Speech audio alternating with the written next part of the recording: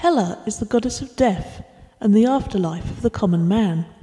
Her underground realm, Hel, is alluded to in the Icelandic sagas that speak of families feasting underground. For most it is an enjoyable existence, with all the pleasures and none of the trials of Middle-earth.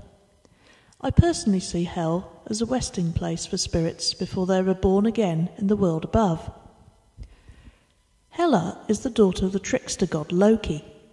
She is described as half woman and half corpse, reflecting the dual aspects of death, both decay and the afterlife.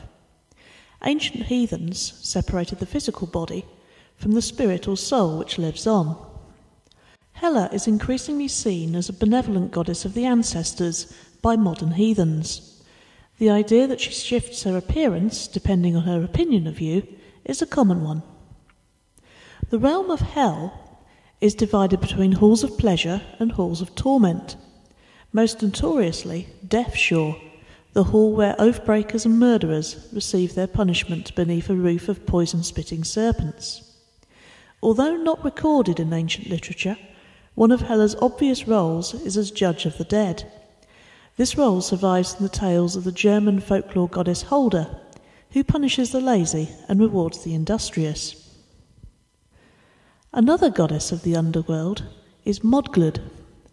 Modglud guards the bridge between Hel and the other 9 worlds, and the bridge rattles when the living try to pass over it. She fulfills a similar role to Heimdall as the guardian of the Rainbow Bridge to Godhome. This is a further emphasis that Hel is a desirable existence. Otherwise, why would its boundary need to be guarded at all?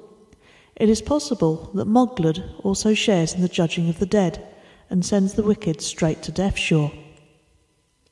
Another god that I would place in Hel is Loki's son Narvi. As I do not see Loki as demonic figure, Narvi can take his place among the gods. I personally see Narvi as the overseer of Death Shore and the guardian of the mad and those caught between life and death. Balder is the slain god and dwells in Hela's hall. There are 2 greatly differing accounts of Balder's life, so I will briefly recount both. The best known is from Iceland. Balder is the beautiful and perfect son of Odin, much loved by all the gods and goddesses, except Loki the trickster, who's jealous of him. Balder's wife is the goddess Nanna. Balder had terrible dreams of death and went to Frigga for advice. Frigga promised to protect him and asked all things in the 9 worlds to swear an oath not to harm him. This made Balder invulnerable, and the gods made sport of throwing weapons at him and watching them bounce off. Loki was further sickened by this and questioned Frigga. Had she really managed to get an oath from everything? Yes, she answered, everything. All except the mistletoe plant that seemed too small and weedy to prove a threat.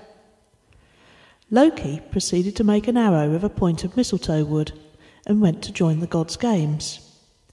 Loki found the blind god Hod excluded from the merriment and offered to guide Hod so he could join in the sport of throwing weapons at the invulnerable Balder. Hod gratefully accepted, took the fateful arrow, and under Loki's guidance killed his own brother. Loki was bound below the earth by the furious gods with the entrails of his own son. Odin sired a child on the woman Rind to be an avenger. The child grew to become the god Vali, whose purpose was to slay Hod. Balder's wife Nanna died of grief, and the gods planned an elaborate funeral with a ship burning for the couple. Meanwhile, Odin sent his messenger Hermod to speak to the death goddess Hela to beg for his son's life. Hela agreed to release Balder's spirit, but only if every being in the 9 worlds would shed tears for him.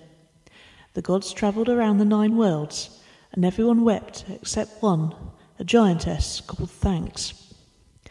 And Balder had to remain in Hel. Balder is destined to return to Godhome after the final battle. The alternative tale comes from Denmark. Hodder, the Danish version of Hod, is a Danish hero who is promised to marry the princess Nanna. Balder happens to see Nanna bathing in a pool and is overcome with lust. He goes straight to her father and demands her hand in marriage. Nanna is unwilling and refuses him. Meanwhile, Hodder is warned by 3 forest women, possibly the Norns, that Balder will fight him, and he will need a magic weapon to defend himself. Hodder goes on a quest to find a magical sword. Balder raises a battle fleet and meets the Danish army led by Hodder at sea. The battle goes badly for the gods, and Thor's weapon, which is described as a club, is broken by Hodder's magical sword. Eventually, Hodder manages to slay Balder. Odin is keen to avenge his son and receives a prophecy that a son born to the Princess Rind will be able to defeat Hodder. He spends months courting the maiden without success and finally resorts to rape. The other gods are appalled by Odin's actions and banish him from Godhome.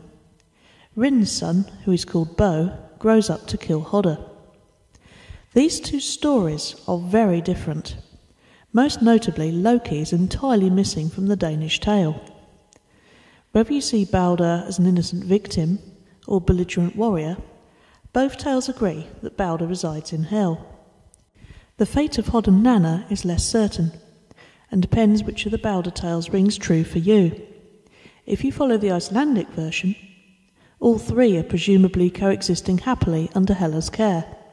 If you prefer the Danish version, Hela has no doubt separated Balder from the lovers Hod and Nanna into different halls in her realm.